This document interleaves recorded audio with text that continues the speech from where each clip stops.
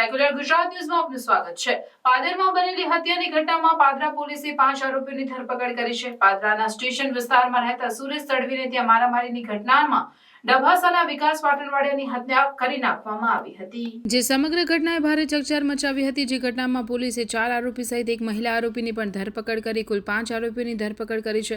સમગ્ર ઘટનામાં વિકાસ પાટણવાડિયા પાસે ₹1500 બાકી નીકળતા હોવાથી સુરેશ તડવી અને અન્ય લોકોએ ભેગા મળીને વિકાસ પાટણવાડિયાને માર મારી હત્યા કરી હોવાનું પોલીસ તપાસમાં બહાર આવ્યું છે।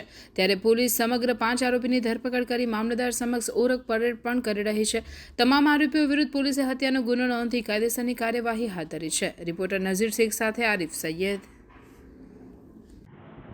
ગઈ તારીખ 17/3/2023 ના રોજ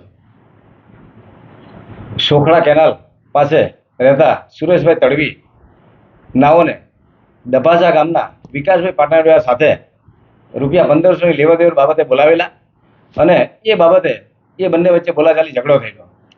ઝઘડો દરમિયાનમાં વિકાસ પાટણવાડિયાએ તેઓના ભાઈઓને પણ બોલાવેલા। એ આવતા આ સુરેશ તડવી તેમજ અન્ય બીજા સુરેશ તડવીની પત્ની સાથે બીજા 3 એમ કે ટોટલ કુલ 5 આરોપીઓએ આ ગામના ફરિયાદી તથા સાહેદો પર લાકડીઓથી હિંચકારો હુમલો કરેલો અને એ હુમલાથી વિકાસ પાટણવાડિયાનું મોત થયેલું। એ અનુસંધાનમાં અત્રેના પાદરા પોલીસ સ્ટેશનમાં રાયોટિંગ મર્ડરનો ગુનો દાખલ થયેલ છે અને એ ગુનાના કામના આરોપીઓ LCB SOG અને લોકલ પોલીસની મદદથી તમામની ધરપકડ કરવામાં આવેલ છે।